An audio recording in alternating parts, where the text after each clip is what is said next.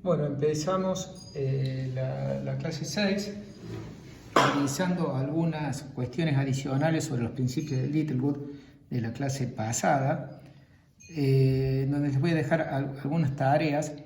Bueno, uno de los principios de Littlewood hablaba sobre la posibilidad de aproximar funciones medibles a través de funciones simples y probamos dos resultados. Uno lo llamamos el lema básico, que era en el que hacíamos sándwich una función, y el teorema de aproximación por funciones simples, que era un teorema en donde decíamos que las medibles son límite de funciones simples.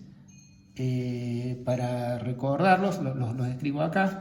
Bueno, los pongo acá, el lema básico de aproximación por simples. Bueno, decía que si tenías una función que era acotada, entonces había dos funciones con las que podías hacer sándwich y que distaban a distancia menor que epsilon para un cierto epsilon dado. Bueno, cuando lo hicimos ayer a esto, la hipótesis es que empezábamos a trabajar sobre E, que eran subconjuntos medibles de R. La realidad es que este lema anda perfectamente igual. No sé si recuerdan la demostración, pero bueno, es parte de la tarea. Tienen que revisar la demostración. La demostración anda perfectamente bien si la función tiene como dominio un espacio de medida arbitrario. Es parte de la tarea que les estoy dejando que revisen. O sea, arrancamos la clase donde les estoy diciendo revisen que en cualquier espacio de medida ambos teoremas, recién les repasé cuál es el lema, y el teorema de aproximación por simples es este, en donde, dada una función medible arbitraria, que hasta puede tomar valores más o menos infinitos, bueno, existe una sucesión de funciones simples que convergen a f, cuyo valor absoluto es menor o igual que el de la f, y bueno, si encima es positiva, podemos elegir que la sucesión sea positiva y tienda crecientemente hacia la f. Bueno, la tarea es revisar que eso anda, y es más, viene bien para repasar el concepto de qué es lo que era un espacio de medida sigma finito. Sería finito si la medida de todo x fuera finita. Y sigma finito quiere decir que x es una unión encadenada de conjuntos de medida finita.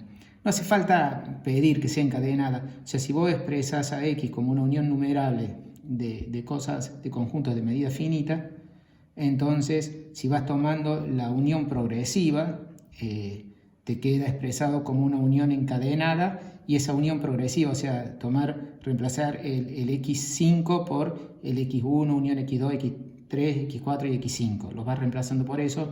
Ahí te queda encadenada la expresión esta, y el mu de los reemplazados por aditividad finita te sigue quedando de medida finita. Así que sigma finito vos podrías considerar directamente que es que x se puede expresar como una unión numerable encadenada de conjuntos de medida finita. Bueno, en este caso, que es como el caso de R, el teorema de aproximación por simples, se puede pedir algo adicional todavía que nos puede venir bien en algún momento, que yo no lo demostré ayer, pero lo demuestro ahora. Eso no lo dejo de ejercicio. Lo que dejo de ejercicio es revisar lo que hicimos ayer, que anda perfectamente en un espacio de medida arbitraria. Lo que yo afirmo es que en esta situación, además de la sucesión de simples que convergen a f y son menores o iguales que f, uno puede exigir que el conjunto en donde las simples vale distinto de 0 sea de medida finita, Esto se suele leer de la siguiente manera. Podemos exigir que las phi n sean nulas fuera de un conjunto de medida finita. Esa es la manera de leerlo esto. Entonces, uno diría acá, podemos exigir además que las phi se anulen afuera de un conjunto de medida finita. En otras palabras, es que valen distinto de cero en un conjunto de medida finita. Bueno, la demostración de esto es automático, porque si vos tenés unas phies que convergen a f y que son menores o iguales que la f, entonces tomás estas mismas phies, tomás estos x y entonces multiplicás las phies por las características de estos conjuntos. Entonces, por supuesto que ahora esto es, a lo sumo es distinto de cero dentro del xn, o sea, este conjunto va a estar contenido en el xn.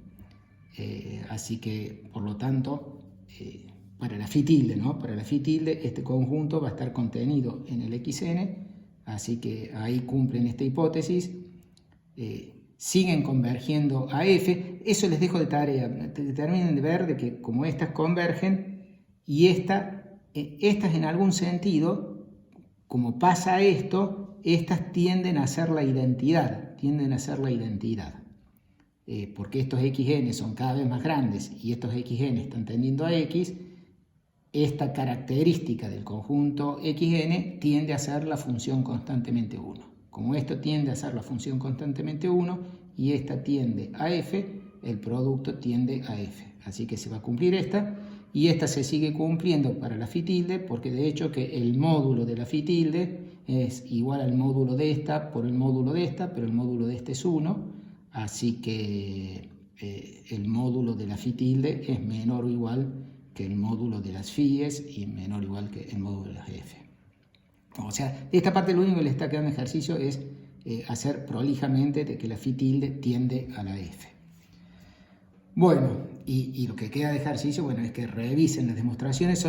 Son típicos resultados candidatos a entrar en un examen final, así que viene bien ir revisando la demostración de ellos, y viene bien releerla, en donde te vas a dar cuenta de que no aparece en ningún momento una importancia de que x sean los números reales, el dominio sean los números reales. Por supuesto, las funciones llegan a los números reales, por eso esta materia se llama funciones reales, porque son funciones que llegan a los reales.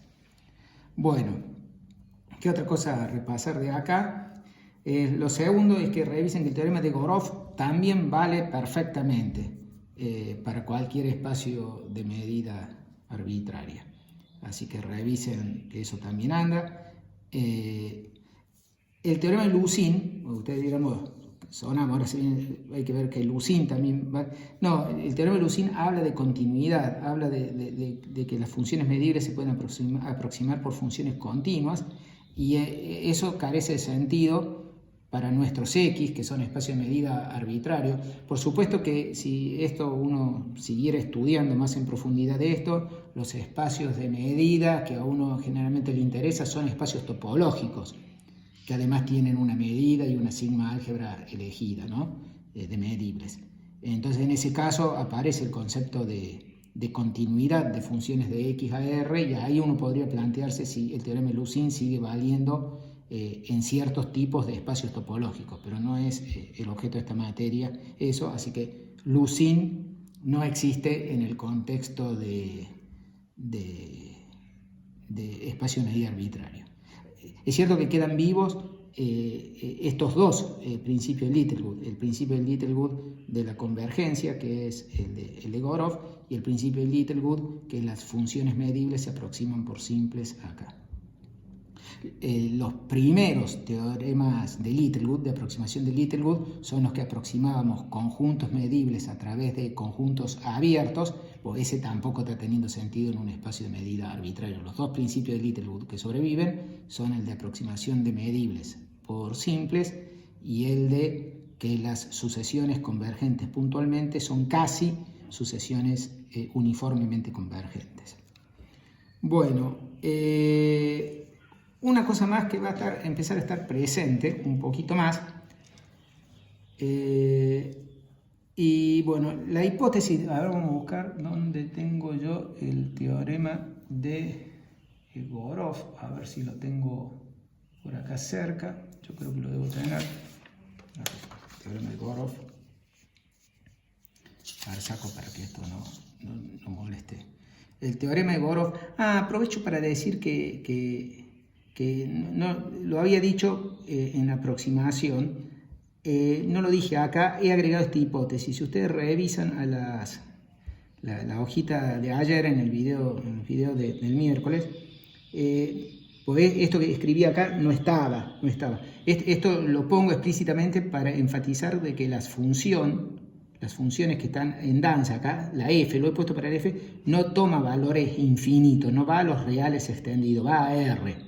Si la f va solamente a r, no toma el valor de infinito, bueno, por supuesto le pasa lo mismo a las fn, porque las fn están convergiendo a la f, entonces a partir de un n dado no pueden estar tomando valor infinito. O podrían, pero eventualmente dejan de tomarlo. O sea, lo importante acá es que la f tome valores reales. ¿Dónde usamos de que toman valores reales y no toma el valor infinito? Lo usamos aquí, en donde esto no tiene sentido, porque si esto vale infinito, nunca esta resta va a terminar valiendo menor que 1 sobre L, por más que esto esté tendiendo a infinito. O sea, apenas arrancó la demostración, estamos usando que f de x es un número real. Esa es una observación que no estaba. Y esta otra, esto es lo que yo ya les mandé por el grupo, que no expliqué por qué estos conjuntos eran medibles, y bueno, se los dije, acá ha quedado explícitamente escrito por qué estos conjuntos son medibles, que aprovecho para repasarlo. Este es medible porque f es medible, las fn son medibles, la resta es medible, el valor absoluto es medible, así que esta parte de acá se expresa como el conjunto donde esta función medible es menor que 1 sobre L y todo Ln termina siendo intersección de medibles. Así que por eso Ln es medible y por lo tanto el E es medible y por lo tanto luego el A es medible y en fin. Y finalmente a ese A la demostración terminaba que había que tomar un cerrado dentro de A que le pase esto. Bueno, esto estamos usando los principios de Littlewood, hace falta que el A sea medible.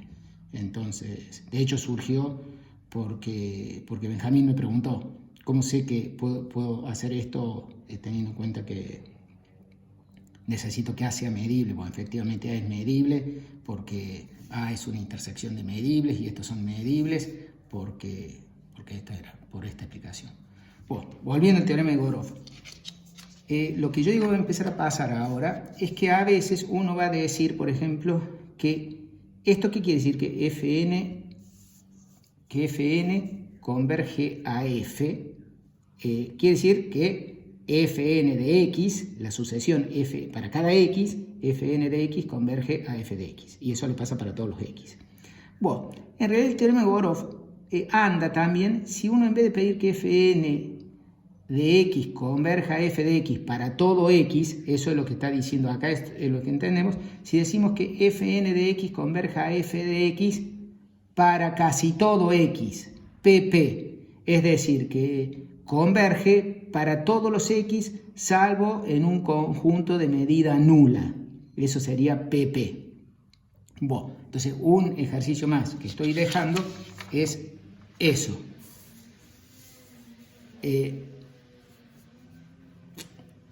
Bueno, en la hipótesis de Borov decía esto, el conjunto E tenía que ser medida finita, eso lo digo acá, eso nunca estuvo en discusión. Bueno, y se puede pedir menos, esto es lo que estoy diciendo, se puede pedir que fn converja a f para casi todo punto en E, no para todos, como dice el enunciado de ayer, sino que converja para casi todos los puntos. Bueno, creo que dije que lo dejo de ejercicio, pero no lo dejo de ejercicio. Ahora les pruebo porque esto va a pasar en muchos resultados en donde vamos a decir que cierta hipótesis se cumple para casi todo punto. Y luego en la demostración la vamos a terminar haciendo asumiendo que sucedía esa hipótesis para todos los puntos, porque hacerlo para casi todos los puntos se arregla de una manera sencilla.